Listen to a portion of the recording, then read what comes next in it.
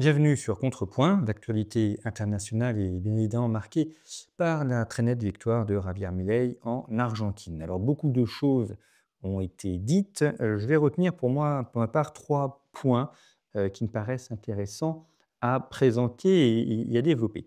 Le premier point, c'est la cécité complète de très nombreux médias qui ont présenté Javier Milei comme étant déjà battu avant même que l'élection ait lieu et pourtant, il y a eu une très nette victoire. Donc ça montre une cécité, une incompréhension également de ce qui se passe en Argentine et surtout, plus grave, je pense, un problème de méthode. C'est-à-dire que beaucoup n'ont pas regardé l'Argentine telle qu'elle était, mais telle qu'ils voulaient la voir.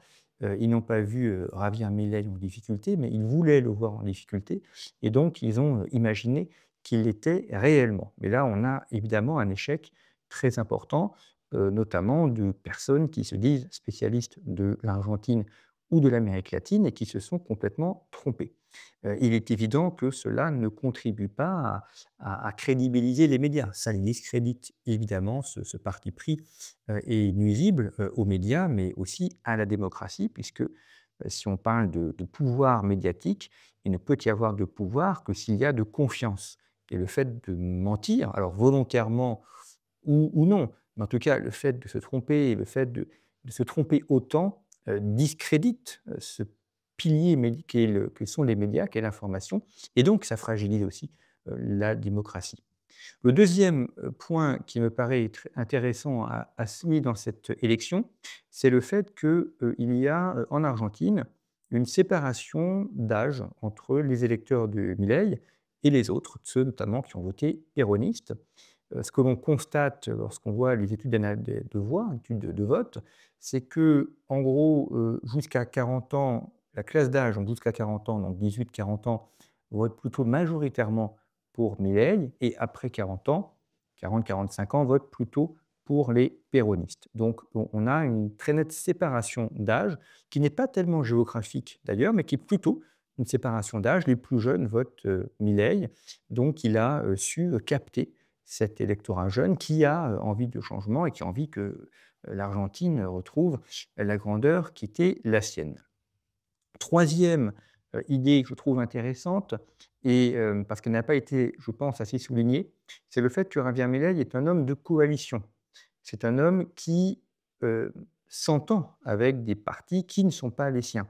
Alors par la force des choses, il a été élu président en 2023, il n'avait pas la majorité, donc il a bien dû, concilier, au parlement pour trouver des accords et donc pour trouver des personnes qui ensuite allaient pouvoir voter les lois. Mais on le voit également lors des élections, par exemple à Buenos Aires, eh bien, si le parti de Milei est arrivé en tête, devant les péronistes, c'est parce qu'il y a eu alliance avec le parti de l'ancien président Macri, qui est classé centre droit. Or, Buenos Aires, enfin, l'aire urbaine, l'aire étendue de Buenos Aires, on est à plus de 17 millions d'habitants. C'est quasiment un Argentin sur deux. L'Argentine est ce qu'on appelle une macrocéphalie. Vous avez quasiment un Argentin sur deux qui habite dans la grande aire géographique de Buenos Aires. Donc, évidemment, gagner à Buenos Aires, c'est absolument important. Et donc, vous voyez, il est souvent présenté comme un homme rugueux, radical, ferme, un peu farfelu aussi. Mais on voit que dans la pratique politique, eh bien, il y a des ententes, il y a des coalitions et sinon il n'aurait pas pu gouverner au cours des 2 dernières années, il n'aurait pas pu non plus remporter ces législatives de octobre 2025. Alors il lui reste, 2 ans, non, puisque les prochaines présidentielles sont dans 2 ans. Là, il a maintenant les coups des franges pour, faire passer un grand nombre de réformes, pour aussi redresser un pays. On sait bien quand même qu'un pays ne se redresse pas ni en 2 ans, ni en 4 ans, surtout quand il y a des problèmes de fond. Mais il est évident que cette victoire électorale est la preuve que les premières mesures qu'il a mises en place depuis 2023 sont appréciées par la population, quoi qu'en disent, beaucoup de personnes et c'est aussi la démonstration que les idées libérales peuvent gagner dans les urnes.